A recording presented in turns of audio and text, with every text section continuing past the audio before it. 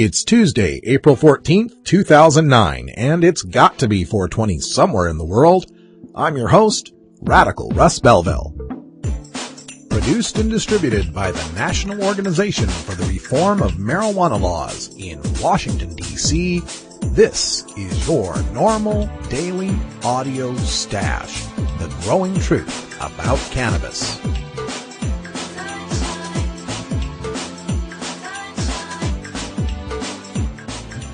Welcome to the most popular podcast regarding marijuana in all of America and all the world, featuring interviews with scientists, politicians, doctors, prohibition policy activists, regular cannabis consumers, musicians, and NORML staff and NORML's board of directors, along with music and comedy no other podcast can offer. You can always find out more about our show at our website, stash.normal.org, and continue the education and conversation on our blog as well. We're ending marijuana prohibition with education, one listener at a time.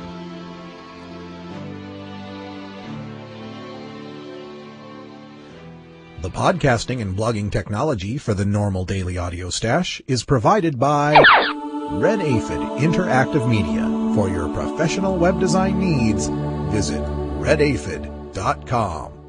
Good day, Stashers, and welcome to the podcast. Seems like everybody's ramping up for the 420 weekend, and here at NORML, things are no different. Tomorrow on Tax Day, Alan St. Pierre is going to be on the steps of the post office in Manhattan to deliver a $14 billion check representing the tax revenue and the savings from law enforcement that could be reaped if we would just end this stupid marijuana prohibition. And, of course, on the 420 weekend, there's all sorts of festivals and protests and events that are taking place on Friday, Saturday, Sunday, and Monday.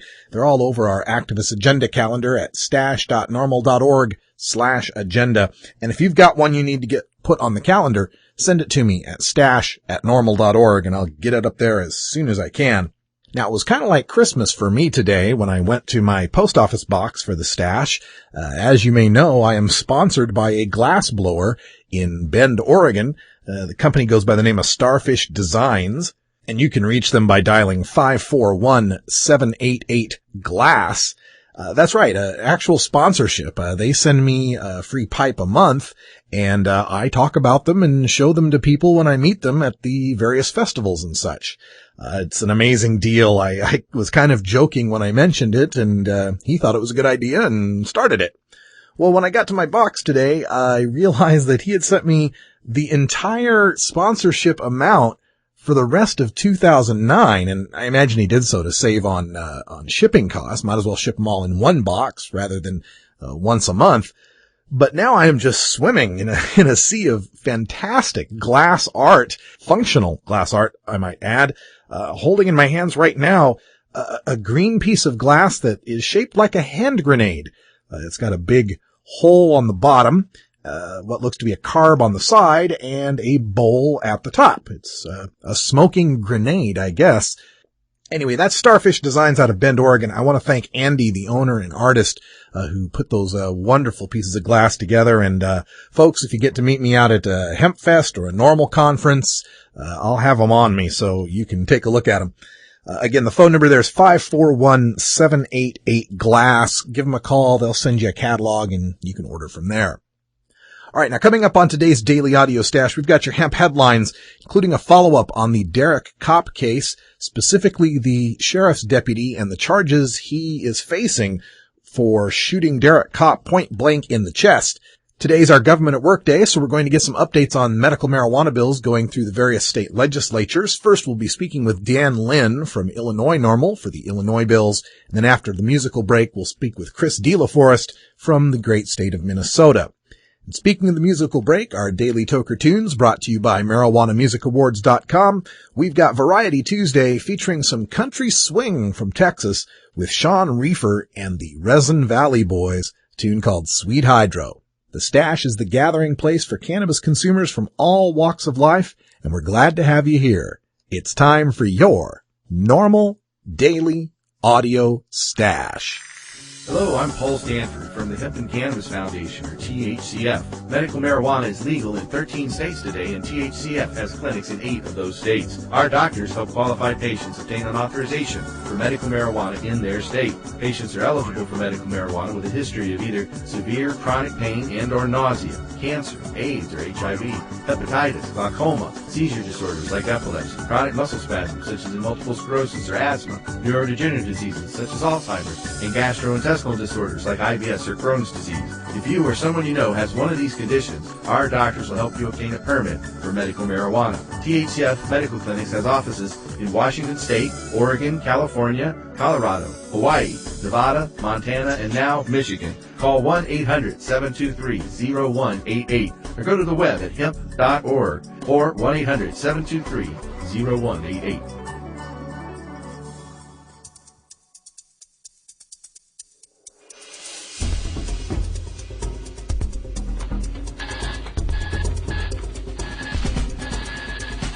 Now it's time to take a look at the latest stories about marijuana from news organizations across America and around the world in our NORML daily audio stash, Hemp Headlines. For today's Hemp Headlines, I want to feature 3 stories that are follow-ups on the case of Derek Kopp, the student at Grand Valley State University in Michigan, who was shot point blank in the chest as 5 officers from the Western Michigan Enforcement Team served a drug possession warrant at night at his back door of his off-campus apartment. The first story talks about how the sheriff's deputy, Ryan Scott Huizenga, is facing 2 years for shooting Derek Kopp in his home.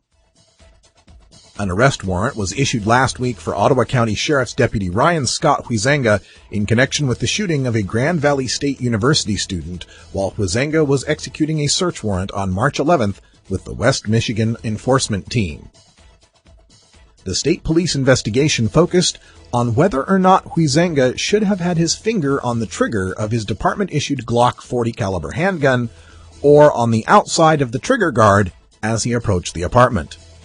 During the warrant hearing last week with Judge Knoll, Michigan State Police Lieutenant Kurt Schramm said that, in his opinion, Huizenga should not have had his finger on the trigger. Quote, "Based on my investigation, Derek Kopp posed no threat to the officers, including Ryan Huizenga, and that his finger should have been on the outside of the trigger guard, not on the trigger, unless he was intending to shoot." End quote. District Court Judge Bradley Knoll issued the warrant to charge Huizenga with 1 count of careless discharge of a firearm after an 8-minute review of the investigation of the case. Huizenga was out of the state on a planned vacation when the warrant was issued, according to the court documents, and has told Michigan State police officers he will turn himself in as soon as he returns. A personal recognizance bond was set at $10,000. So, Officer Huizenga is not charged with attempted murder, manslaughter, negligent manslaughter, assault. He's simply charged with not exercising control of his index finger. Have you ever heard of a pot smoker, much less an attempted murderer, getting to finish his vacation before turning himself in? According to the records, the We Met team went to Derek's apartment to serve a warrant for drug possession. They approached the ground floor apartment from the back and were about to open a sliding glass door. Another deputy was shining a flashlight into the dark apartment when Kopp approached the door, pulled back the curtains, and raised his arm to shield his eyes from the light. It was at that point that Huizenga discharged his weapon, according to state police investigators who talked to several witnesses who were at the scene. Kopp was struck with a single round to the chest from Huizenga's weapon. Huizenga couldn't have been startled, since Derek had time to, quote, pull back the curtains and raise his arm to shield his eyes, end quote. And this is no rookie cop either. Huizenga, age 37, has been on the Ottawa County Sheriff's Department for 12 years, and for the last 2 years was assigned to the West Michigan Enforcement Team. Now, if he's found guilty of these charges, the maximum he could receive is 2 years in prison. That's the same possible sentence as a marijuana user faces for simple possession in a public or private park. He could also get another job as a police officer if he gets a lenient enough sentence and parole. This is the nature of our drug war. Pot smokers are the most hunted minority in the United States. We're given draconian sentences for minor infractions, and if our rights and lives are threatened, those who exert terror and brutality against us are given praise and sympathy. Derek isn't any different than you or me. The only difference is that they came to his door a few weeks ago. They will eventually come to your door unless you decide to do something now. So I had read that story and was just posting it when I caught another one from the Department of Adding Insult to Injury. Deputy Ryan Huizenga supporters to rally. Supporters of Deputy Ryan Huizenga will rally outside the Ottawa County Sheriff's Office on Thursday, according to several Facebook groups created by friends and family of the deputy.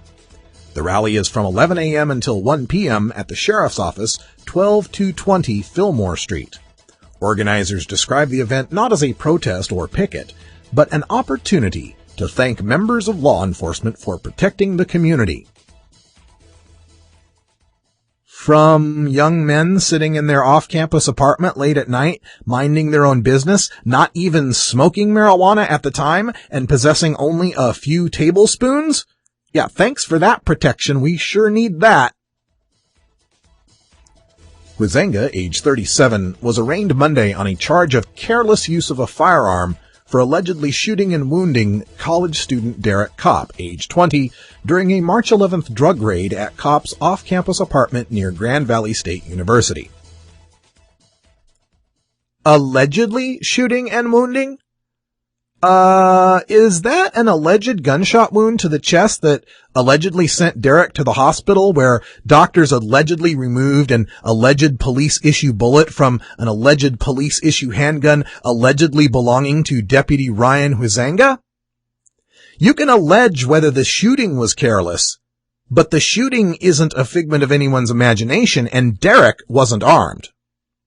Plus, it wasn't a drug raid, it was a marijuana raid. No drugs were found. This isn't Tony Montana sitting behind a pile of cocaine in his Miami mansion with a couple of his little friends. This is the off-campus college apartment of a 20-year-old student. What anonymous tip, what surveillance, what investigation turned up the key piece of information that led you to believe it was necessary to send 5 We Met deputies to the back sliding glass door of an apartment at night with guns drawn? None. Nothing. Nada. This is just standard operating procedure in America. If we think you have weed, if we catch some dope smoker who flips on you, regardless if there's a chance in hell he's telling the truth, if we think you're using too much electricity or your walls seem too warm, we will come to your house in the middle of the night, lob grenades into your home, shoot your dogs, tie you up to sit in their blood, put our knees into your back while we point assault weapons at your head, take away your screaming children, take anything we see that we like, and destroy the rest, and, if we're feeling froggy, we just might shoot and kill you. And don't think, well, I don't smoke pot, so I don't care, because sometimes we get the wrong address on the warrant. Now, instead, if you'd like to bring home a case of beer, get shit-faced drunk and beat your wife, if we get a call about that, we'll send a couple of deputies over and knock politely on your door. And if she's sobbing, bruised, and bloody, but refuses to press charges, we'll just be on our way. You have a nice night, sir. It's not a war on drugs. It's a war on Americans who picked the wrong drug.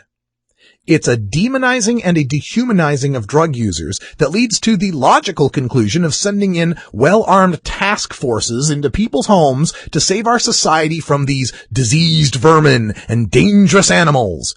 It's a picture conjured of vampiric cocaine fiends and zombie heroin junkies. You know, the tiny few who do become desperately addicted. Oh, plus the gun violence of the few brought about by prohibition, all mixed together for a broad brush called drugs that is painted over even the successful casual nonviolent marijuana smoker. It's telling that the outrage is more over the absurdly light potential sentence Then the sending of armed police, guns drawn at night, to shine their lights in citizens' homes over enough pot for a joint or two. And the final story, after I compose that rant, Deputy Ryan Huizenga back on the job at Ottawa County Sheriff's Department. Deputy Ryan Huizenga will return to work at the Ottawa County Sheriff's Office this morning, April 14th, under Sheriff Greg Steigenga said Tuesday. Huizenga will be assigned to administrative duties while the department continues its internal review of the March 11th incident, in which Huizenga shot and wounded an unarmed college student, Derek Kopp, during a drug raid at Kopp's off-campus apartment. Huizenga was originally placed on unpaid leave on Monday, April 6th, following the announcement that he would be charged with careless use of a firearm. He was arraigned on that charge Monday, April 13, in Holland District Court. Well, of course, innocent until proven guilty and all that. I mean, besides, if he's behind a desk, maybe he won't shoot any more unarmed pot smokers. But where it really gets fun is to read some of the comments from the local Michigan readers on the website. It is unfortunate that there are those who want to continue to vilify an otherwise good person over an accident and a blip in his apparently normal good judgment. Being a deputy is a job, not a favorite pastime or hobby. No different than any of us, he gets up and goes to work. The only difference is he has contact with the public and the machine he is in charge of is on his belt. But in the end, he was just doing his job and had an accident. The only difference between him and us is his bosses are the justice system, and he's being tried in the papers. And that, my friends, in itself should be a crime. The search warrant to raid Kopp's home was legitimate and was based on previous marijuana sales at his apartment. Plain and simple, he's a drug dealer. Maybe a small one, but still a drug dealer. I'm certain that Officer Huizenga was operating under the premise that there was more than 2 teaspoons of pot involved.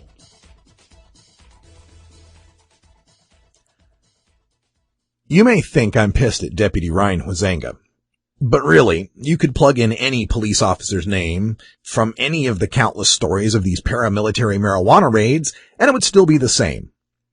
This story differs in that the victim lived and had such an absurdly low amount of pot, but I see comments like these on drug raid stories all the time, all with the theme of, well, the cops are just doing their job, or, well, those people knew doing drugs was dangerous, to soothe away any recognition that we've come to a place in America where we believe it is normal and necessary to send armed urban warriors of the state to break down people's doors for smoking pot in their own home. He's a drug dealer. But what exactly is that? I had a friend in Idaho who was my guy. He grew weed. I'd buy some.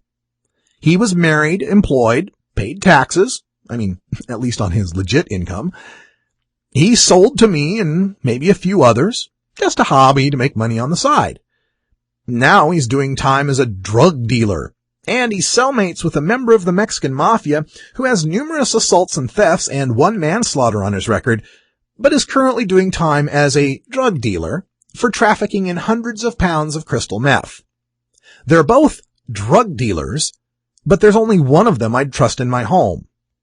My drug dealer wasn't taking advantage of my addiction by turning me into a meth freak or a crackhead. We were old buddies from the music scene who both liked to smoke pot. But because we envision the Tony Montanas and the Pablo Escobars and call every young person shuffling a dime bag a drug dealer, and because we parade the faces of meth and the homeless junkies on the streets on our TVs and call every college kid smoking a joint a drug user, it's all justified. It's all okay. It's just Deputy Huizenga doing his job and, oops, having an accident at work. Instead of the inevitable tragedy that is going to occur when you put well-armed men in unnecessarily high-stress environments in the dark over pot.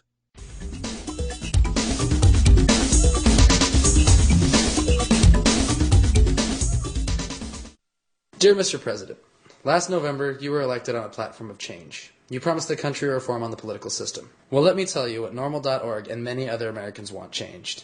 Marijuana laws. It was estimated that America made its 20 millionth arrest for marijuana possession this year. You want a real economic problem? How about the amount of money being spent on simple possession arrests? Incarcerating people costs taxpayers around $23,000 per year, and NORML estimates that up to $10 billion a year are spent on enforcement for mostly nonviolent offenders. Now let's imagine what would happen if marijuana was legal. Not only would we save billions each year on enforcement, but imagine the economic boost. You would produce jobs growing, selling, and tax dollars coming in from the regulation of marijuana. I'm not saying let people loose to sell on the streets. Put government regulation into tax and control at sales like alcohol. Street dealers are the problem, not a guy with a gram in his pocket. Put in harsh punishments for people who drive under the influence, and stop punishing people who enjoy marijuana safely in their home. Mr. President, if you really want change, legalize marijuana. Tuesday is our look at your government at work here at the Audio Stash. While the inevitable re-legalization of cannabis hemp will have to happen at the federal level, the steps leading to that destination take place at the state and municipal levels. We focus in on the initiatives, bills, and amendments regarding cannabis across all 50 states, and what activists like you are doing to enact a positive reform to our cruel and outdated marijuana laws. Body dies, the eagle flies, the birds they sing, the creatures learn. It's an honest day's work, yeah, yeah, yeah, yeah. It's an honest day's work. If you're working hard to make an impact in your city and state, please email us at stash@normal.org. And let's share your local efforts with the worldwide cannabis community. Together, we can affect our government at work. Afternoon pollution rises high into the sky. How can we still deny the truth? So many different states are working on marijuana legislation this year. It seems like a kind of a landslide of marijuana legislation, and trying to keep track of it can be very daunting. But here to join us from the state of Illinois and Illinois NORML is Dan Lynn to give us an update on the state of marijuana reform in Illinois. So, Dan, welcome back to the Stash. Oh, thank you for having me, Russ. It's always fun to be on the Daily Audio Stash. You know, we've been tracking medical marijuana in Illinois. Give us an update. What's happening now? Where are we at? And what do the chances look like? Well, as of last week, we were able to get our Senate Bill 1381, the Compassionate Use of Medical Cannabis Pilot Program Act, passed out of a Senate Public Health Committee. So now we have a Senate bill as well as a House bill awaiting full floor votes in the Illinois legislature. And we've been working hard down in Springfield at the state capitol, trying to make sure that we have the votes needed to get this legislation passed this year. So it's just still happening on the Senate side. Anything on the other side of your legislature? Yes, we do have a twin bill in the House of Representatives. That's House Bill 2514. And that bill was passed out of a House Human Services Committee about 3 weeks ago. And that was the first time that we were ever able to get a House bill out of committee for medical cannabis in Illinois. So that was kind of a landmark moment for us, and now we're working in both chambers down there to get the votes needed to pass this legislation. Excellent. Are there any other committee hearings that are necessary for these two bills? There have been a few minor amendments to the Senate bill, and those amendments will need to go through a committee, but usually once when the bill itself has been out of committee, unless these amendments are very controversial, the committees usually will just kind of forward them out along with the bill. What do you think the chances look like in your assemblies there when they come up to a full vote? How does this issue break down politically in Illinois? Well, politically, it kind of goes down the party lines, with the majority of the Democrats supporting us and the Republicans siding with law enforcement against us. However, there are a few Republicans that are willing to cross the aisle and help us out and vote with us on this. In the House, we have a co-sponsor who is a Republican. But otherwise, it's generally the Republicans listen to the law enforcement's absurd claims about what this program would do in Illinois, and the Democrats are, with us on this. How about the reaction from the public? Do they fall for these absurd law enforcement claims? I would not say that the public really is very well aware of these claims. 'Cause normally the law enforcement are making these claims at the committee hearings or when they're talking with the legislators down at the Capitol. So I think unless if the constituents and the people of Illinois are actually at those meetings or in the hallways of the Capitol, they're probably not too aware of what these law enforcement officers are saying. The one exception would be when we do have some press coverage and some of the newspapers will quote the law enforcement officers or they'll quote some of the legislators who are almost regurgitating what the law enforcement officers said. I imagine that what law enforcement in Illinois is saying is probably very similar to what I've heard in other states, that if we legalize medical marijuana, kids will be smoking dope in the high school classrooms and the sky will fall and crime will go up and all of these things. Not only would the children in Illinois be smoking dope, are the claims that we're hearing, but the bus drivers driving the children as well. Right. It would be nothing but pure anarchy, according to law enforcement, if we were to allow these sick people to use this plant medically. Which is always strange. The bus driver thing's always strange for me to hear when you consider that it's perfectly legal for these bus drivers to be on all sorts of different sorts of medications that might not be good for bus drivers, and nobody ever talks about that. And I think it's just the law enforcement officers are watching The Simpsons too much, and they're thinking that every bus driver is just like Otto, and that's not my understanding of how we have bus drivers in this country. Oh, well put. And the thing that always surprises me about these law enforcement claims, they're always the same claims over and over and over again. And I can see this gaining some traction in 1997 or 98 before there are, 13 medical marijuana states. But, what's your opinion on how these people that support these law enforcement ideas, where are they coming from? Haven't they been paying attention to the other medical marijuana states? I think that some of them have, and I think they're becoming more reasonable the more that they pay attention. But otherwise, I think that these politicians are very concerned about getting reelected, and they do not see a positive or a favorable vote from their half helping them get reelected. I think that this could only hurt them when it comes to reelection, and that's what they're concerned about, is getting reelected so that they can continue to do that job down at the Capitol. What are you doing with Illinois NORML to help convince the public and these legislators that a vote in support of medical marijuana is good for their electoral chances, and fighting against medical marijuana means they could possibly lose their seat? Well, we're trying to get patients who live in their districts to contact the legislators. Otherwise, Illinois NORML, we've developed a bunch of flyers that we've been distributing. We have postcards that we're trying to get people to mail to the legislators, and trying to get more active in the community of some of these legislators who we feel are on the fence. Getting them aware of how many cancer patients are in their district who could potentially benefit from this, or we're setting up screenings of waiting to inhale the documentaries so that we can invite them, and that they would ever show up to that, they might learn a few things. But unfortunately, we have not had any legislators show up to any of those documentary screenings. That's sad. How can the folks out there listening in Illinois or nearby, if they want to get involved with this, how can they help you out? The easiest way that people can help pass medical cannabis legislation in Illinois would be to call their legislators down in Springfield, and the phone number to contact them would be 217-782-2000, and that's the state directory, and have the operator connect them to their state representative and their state senator's office, and tell them to vote in favor of Senate Bill 1381, as well as House Bill 2514. And after they do that, it's always helpful to call the governor's office and tell one of his staff members that he thinks that they think that he should sign this legislation into law. Yeah, it's a recurring theme we get here on the Stash about, calling your legislatures, call your legislature. And a lot of times people are intimidated by that idea, or they might think that, oh, what can I do? I'm just one person. It really doesn't matter. Can you give our folks an idea of how important these calls are and how the legislators really take them seriously? Well, I think that the more that the legislators hear from their constituents and from their districts, from people supporting this, the more likely they are to think that this isn't such a fringe issue or that there isn't any support behind this. And if people make the phone calls, they can always write a letter or send an email or just drop by the legislator's district office and, pop in there and talk to the secretary or whoever might be available and say, hey, I support this legislation. I haven't forgotten about it. Keep me updated with how it progresses, and I hope that we can count on your vote.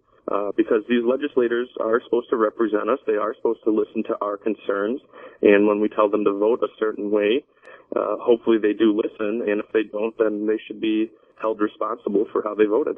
All right. Well, looking forward to the summer and in general here. If people want to get involved with Illinois NORML, how can they contact you? And do you have any special events or meetings coming up? We do have the Global Marijuana March coming up on May 2nd in Chicago, and we're currently looking to hold a couple more screenings towards the end of April here, and possibly even an activist training seminar that people can come to learn how to become more politically active and help this issue. Otherwise, they can always go to the website, www.illinoisnormal.org, or they can call me at 847-341-0591. And it's been real busy for me, so I've been kind of slacking on getting all my emails and phone calls caught up. But by all means, if they want to contact me directly, they can, and I'll get back to them at my earliest convenience once when I'm not too overwhelmed down at the Capitol trying to get these votes. Boy, I know how you feel about being overwhelmed by email. Dan Lin is the executive director of Illinois NORML. Check him out on the web at illinoisnormal.org. That is, spell out the whole state, ILLINOIS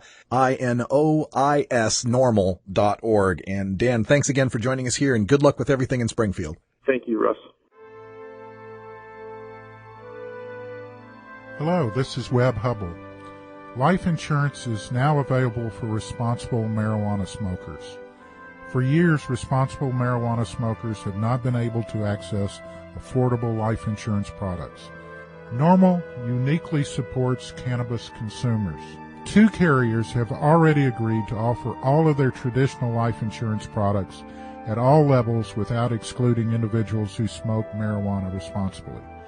Help NORML and help yourself. If you've been declined for life insurance, are paying above market premiums, or simply want to know what now may be available in the way of insurance for marijuana smokers, contact me at info@mclaughlinonline.com or simply call me at 202-293-5566.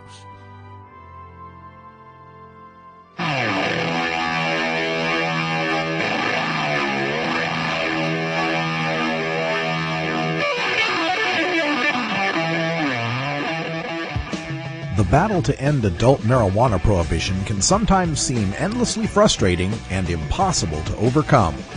One way we bond as a community and draw strength to continue is by rejuvenating our spirit through art and music. The Marijuana Music Awards exist to recognize those sonic artists in all genres of music who feature a ganja-friendly message to motivate and inspire all the cannabis community. Our daily Toker tunes, brought to you by MarijuanaMusicAwards.com, feature the finest in blues, rock, jazz, hip-hop, rap, reggae, country, bluegrass, and dance music to enhance that 420 feeling and refresh all you stashers for another day on the front lines of the drug war. Enjoy this cut from MarijuanaMusicAwards.com and visit our blog at stash.normal.org to learn how you can vote for your favorites and enter your Toker tunes in the 2009 Marijuana Music Awards.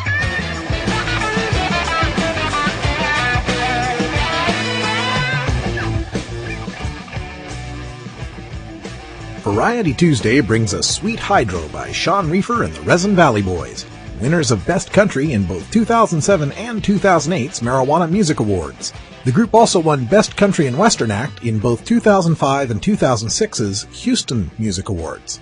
Sean Reefer formed the Resin Valley Boys band with the goal of bringing back the sounds of classic country and western swing music back to a world that had forgotten how to two-step.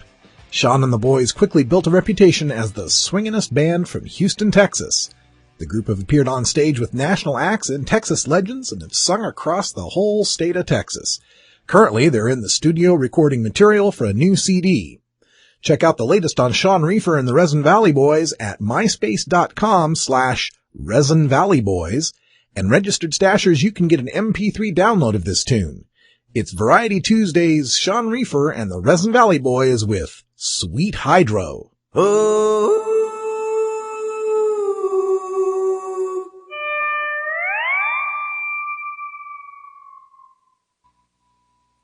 Oh.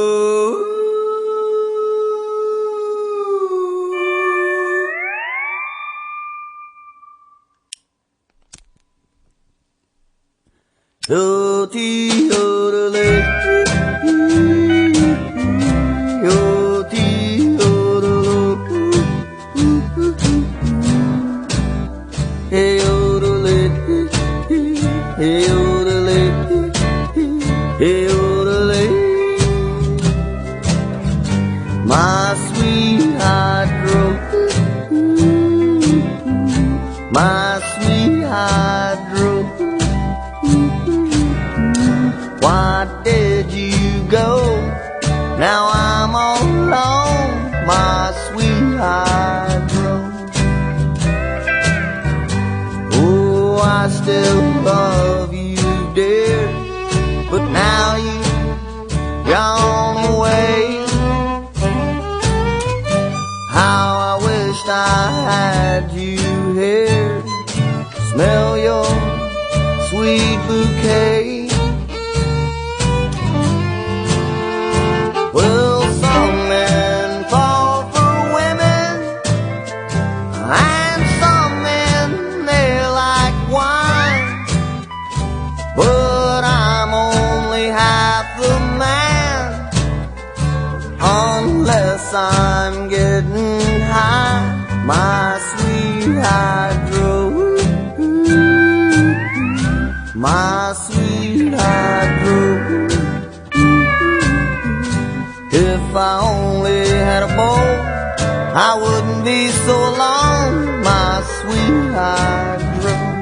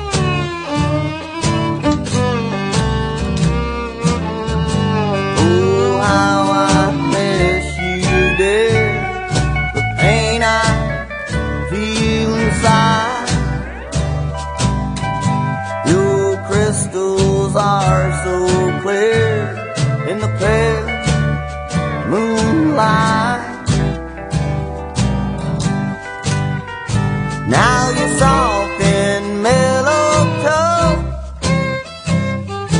scent is so divine, and I just want you to know that I'd smoke you all the time, my sweetheart groove, my sweetheart groove. If I only had a boat, I wouldn't be so alone, my sweetheart road.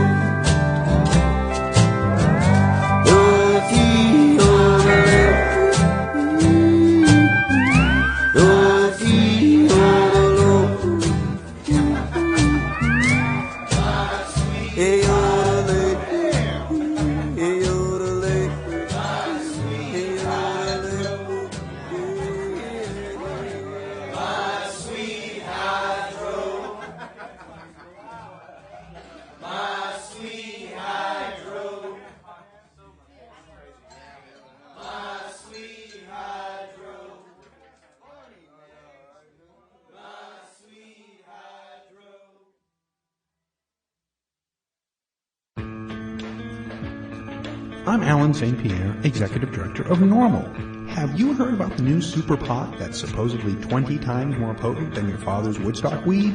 Don't believe the hype. Marijuana's THC potency has always varied, even in the 60s and 70s. And the drug czar's numbers are full of, well, exaggerations. While no intoxicant is harmless, cannabis is non-toxic and far safer than alcohol. No matter how much you smoke, of whatever potency, you cannot die of a marijuana overdose. Potency is irrelevant anyway. More potent pot just means you smoke less of it, meaning less harmful smoke in your lungs. This is a prime example of harm reduction in action.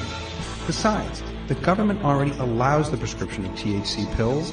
Its commercial brand name is Marinol, and it's 100% potent. Meanwhile, the federal government won't allow dying people to use natural marijuana, no matter what the potency? Does this make sense to you? Learn the facts about pot. Visit NORML.org today.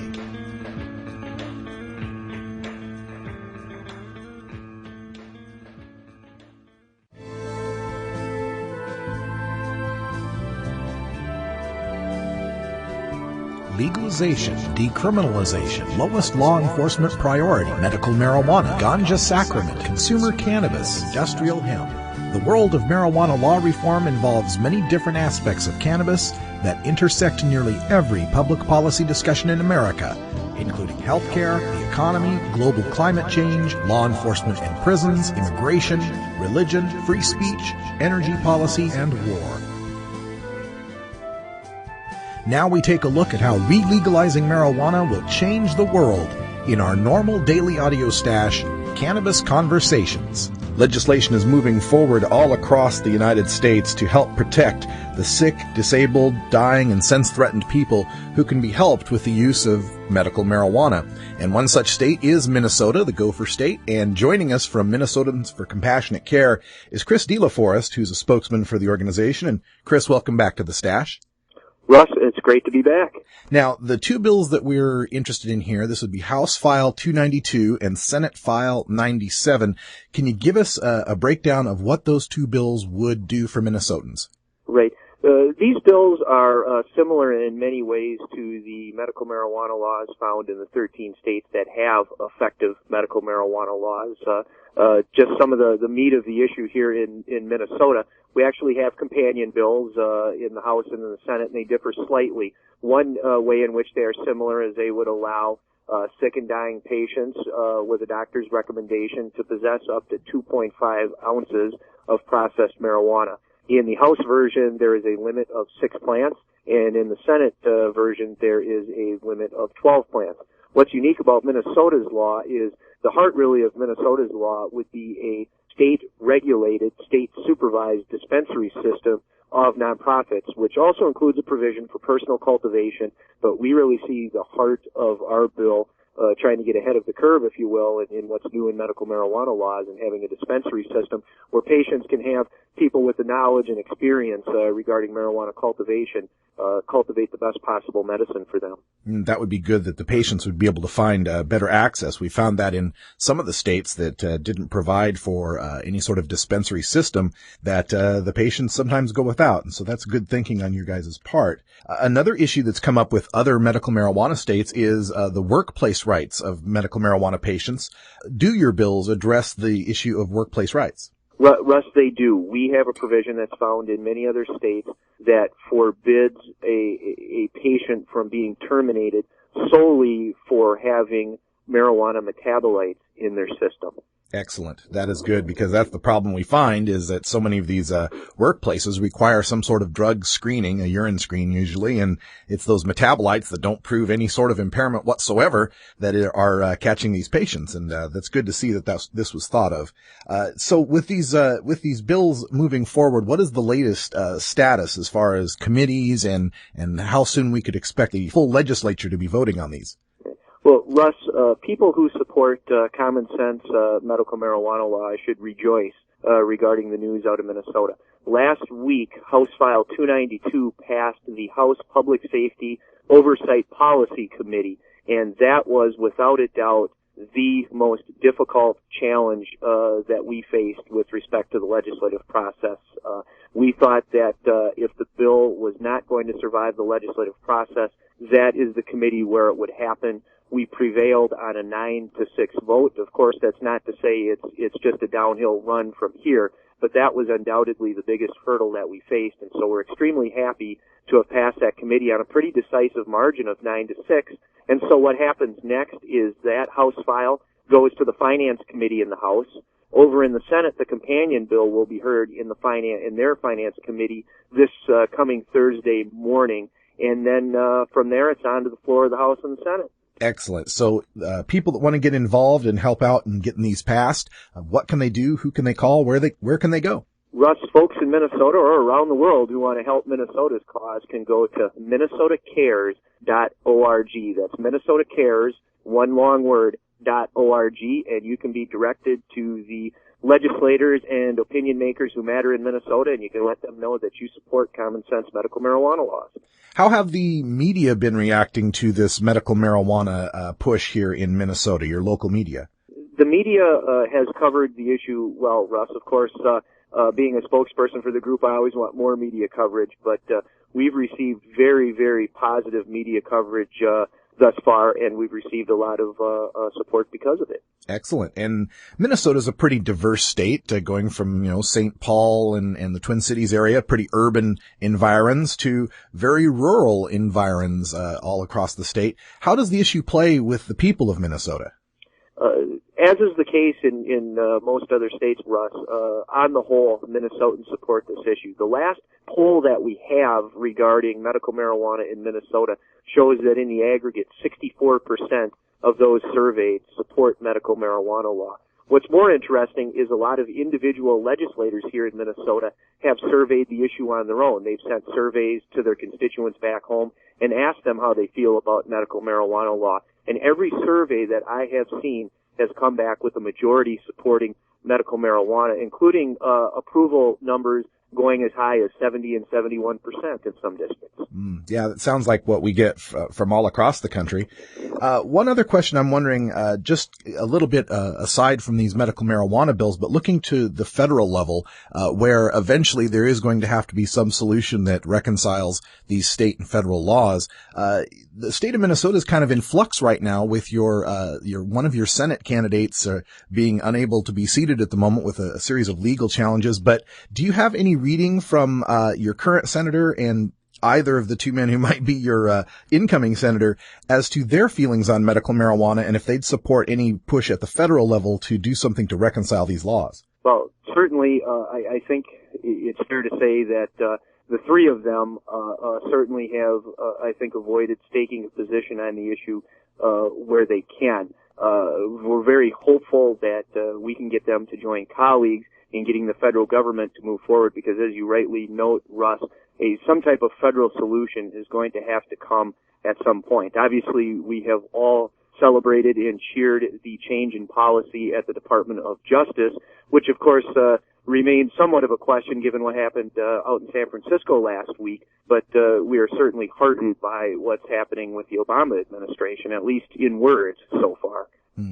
Chris, before we wrap things up, is there anything else you'd like to tell folks about the Minnesota Cares project or medical marijuana in the state of Minnesota? Well, again, I would really encourage folks to get involved and go to minnesotacares.org. Russ, the next big challenge I think we are going to face is dealing with the governor. And we're going to have to convince the governor that the people of the state want medical marijuana laws. So if they go to minnesotacares.org and the spirit moves them to contact legislators, I also hope they'll take a moment to contact Governor Tim Pawlenty as well. Yeah, Governor Pawlenty's been pretty outspoken on this issue in a bad way for our side. Does the state of Minnesota have any mechanism where a bill can become law without his signature, where he can kind of stake a neutral position? Well, Russ, there are a few different ways, actually. One thing the governor can do in Minnesota is he can simply let a law come into being without his signature. Our Constitution mandates that if the governor takes no action, the bill becomes law after a short period of time. And there are a couple exceptions to that, but we'll leave it at that for right now. Another thing that can happen is a veto override could happen. 2/3 of each body could override a gubernatorial veto. The third way medical marijuana law could become law in Minnesota is if we take it to the ballot. There is a mechanism whereby we could go to the ballot in 2010 and simply make it the law of the state without the governor's action at all. Excellent. Well, Chris DeLaForest is a spokesman for Minnesota Cares. Check him out at Minnesotans for Compassionate Care, Check them out at minnesotacares.org. And thanks for joining us with updates on Minnesota's medical marijuana legislation. Always happy to talk with you, Russ. Thank you for downloading the NORML Daily Audio Stash, the growing truth about cannabis. We are produced by the National Organization for the Reform of Marijuana Laws in Washington, D.C. Our executive producer is Alan St. Pierre. Our deputy director is Paul Armentano. Our webmaster is Brian Judy. And web production is provided by Red Aphid Interactive Media. As always, you can catch up on the latest information about marijuana at www.norml.org. And you can interact and download from our Audio Stash blog at stash.norml.org.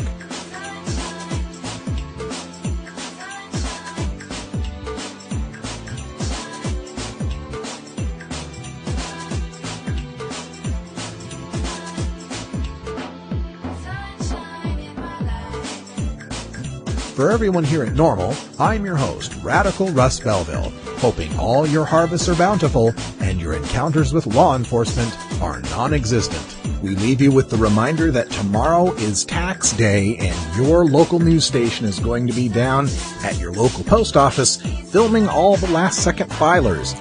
Get down there with a NORML tax day protest sign. Tax us! Also, tomorrow morning, 8 a.m. Eastern Time, Alan St. Pierre will be at the steps of the Manhattan Post Office delivering a check for $14 billion to the United States Treasury that represents the savings and revenues that could be made from ending adult marijuana prohibition. Also, this weekend is the 420 weekend, and there's plenty of activities listed on our NORML Daily Audio Stash activist agenda at stash.norml.org/agenda. And if you've got an event you need on the calendar, send it in to me at stash@norml.org, and I'll get it posted. I've already received a bunch of them, and I'll be posting them just as fast as I can. And until next time, take care of each other, tokers.